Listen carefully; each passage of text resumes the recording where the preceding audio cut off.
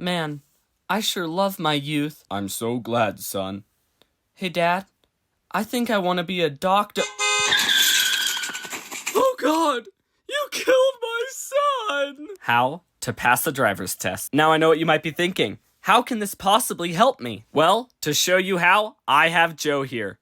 Joe drives a BMW. I'm gonna do the impossible and teach him how to drive. Now, if you guys don't have a car, don't worry. Just steal it and murder the owner. Here's a little inside trader tip. It's completely free. All right, now sitting in your car, you're gonna need to adjust the seat to match your petite little frame.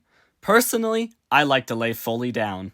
Concerning mirror placements, it's like the best saying in the English language. There's more than one way to skin a cat. For all of my Springfield, Ohio viewers, in case you're wondering, the grip and rip method works the best, but I prefer boiling for the aroma.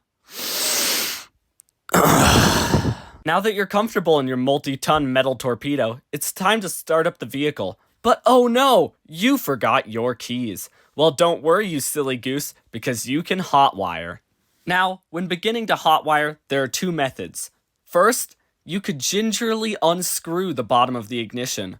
Or, the second option, grip that thing like you're about to hawk two on it and rip those wires out. Typically, you'll see 3 bundles of wires. One controls your lights, the other your wipers, and finally, the ignition.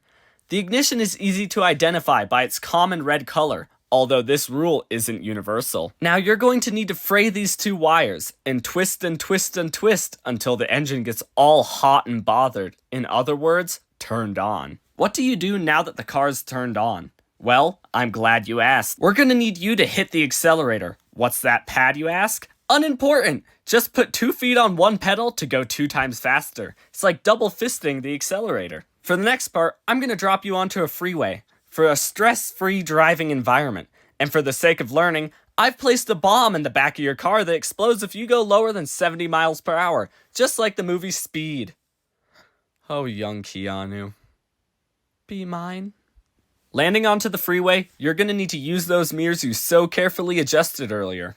Remember, blind spots are like ghosts of children that you've murdered over the years. You think you've left them behind, but they're always sneaking up on you, reminding you of the awful things you've done until you blow your brains out with a shotgun. So, give a quick glance and make sure there's no one lurking before you switch lanes. Or not. Who cares? You're a BMW. It's expected at this point. Now let's talk about merging. Merging is like finding your way into a preschool. You've got to be assertive, but not too pushy. Turn on that blinker, look for a gap, and gently but confidently slide your way in. And if someone doesn't let you in, don't worry. Just lay on the horn and shout obscenities until they move. It's the universal language of driving. Get out of my way, you dirty nincompoop! Have a nice day, sir.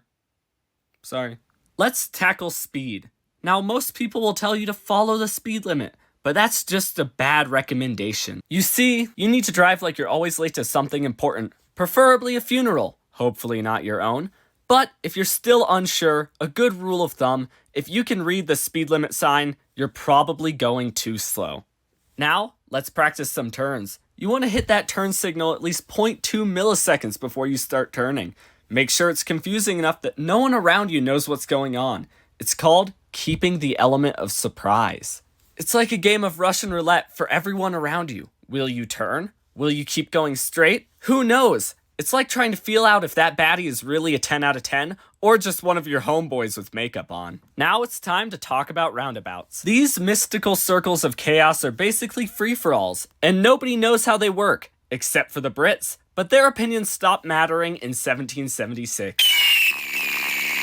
The rule is simple. Don't stop ever. Keep going around and around until you get dizzy or run out of gas. If you accidentally miss your exit, just keep looping. You'll get another shot eventually. The final battle.